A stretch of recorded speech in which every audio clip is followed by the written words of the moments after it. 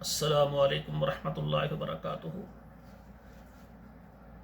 کتاب و حکمت یوٹیوب چینل پر آپ سے مخاطب ہے پروفیسر قاری عبد المنان زیکم۔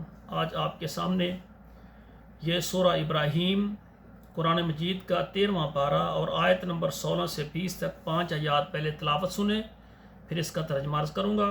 اعوذ باللہ من الشیطان الرجیم، بسم اللہ الرحمن الرحیم۔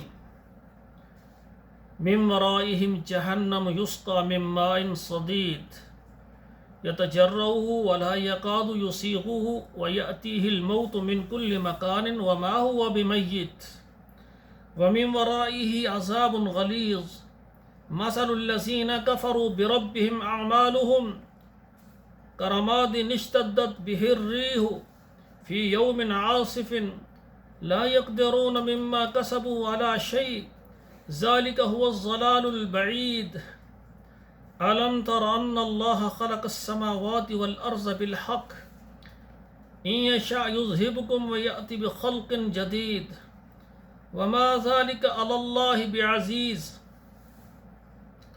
ترجمہ سماعت فرمائیں۔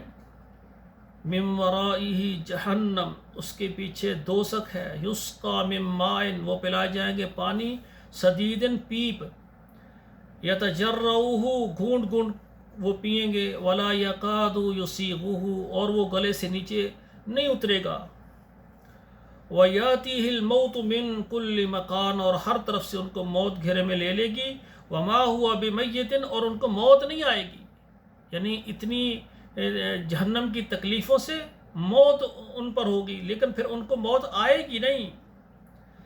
وَمِن وَرَائِهِ عَذَابٌ غَلِيظٌ، اور اس کے پیچھے ان کے لیے عذاب ہے سخت۔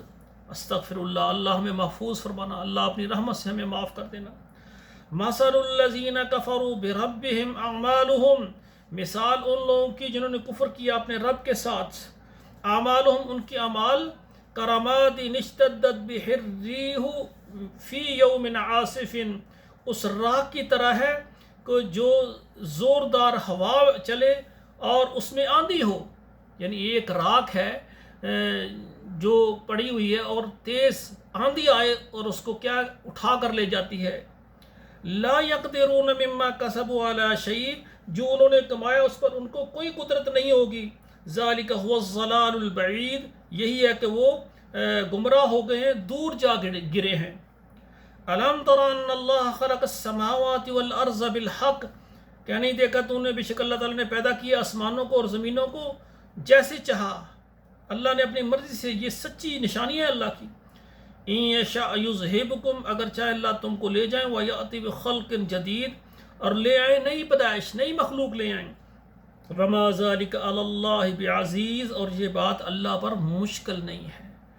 سامعین محترم، یہ 5 آیات میں نے ترجمے کے سامنے پڑھی ہیں، آپ خود بھی یاد کریں ترجمہ، بچوں کو بھی پڑھائیں، گھر میں عورتوں کو بھی پڑھائیں، اور آپ کے موبائل نمبر میں جتنے واٹس ایپ نمبرز ہیں وہاں شیئر کریں، فیس بک میں شیئر کریں۔ اس کا مقصد کہ یہ قرآن کا یہ درس آپ کے لیے اور میرے لیے صدقہ جاریہ ہو جائے گا، اور ہمارے بچے، ہمارے بچیاں گھر بیٹھ کر قرآن ترجمے سے پڑھیں۔ والسلام علیکم ورحمۃ اللہ وبرکاتہ۔